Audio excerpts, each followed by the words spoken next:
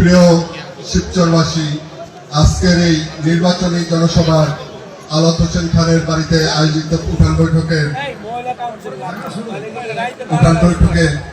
আপনাদের সকলকে স্বাগত জানাচ্ছি।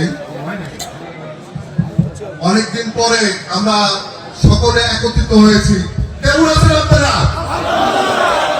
আলহামদুলিল্লাহ। সর্বপ্রথমে বলতে হয় আমাদের মাননীয় চিফ হুইপ জনাব নূরে আলম চৌধুরী লিটন, তিনি একজন জহরি।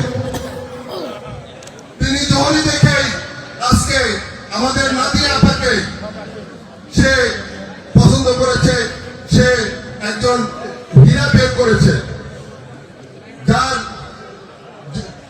যিনি নাকি নর্ম ভদ্র এবং মিঠু চৌধুরী মিঠু ভাই, সেও ছিল একজন খুবই ভদ্র। যার জন্য আজকে আমরা পৌরসভা অন্তত মেয়র সাহেব সহ আমরা 12 জন কাউন্সিলর একত্রিত আসছি এবং ভবিষ্যতে একত্রিত থাকবো এবং 12 তারিখের নির্বাচনে ইনশাল্লাহ বিপুল পৌরবাসী আমরা সকলেই বিপুল পরিমাণে ভোট দিয়ে আমরা নাদিয়া আপাকে ধানের শীষে ভোট দিয়ে নাদিয়া আপাকে জয়যুক্ত করবো।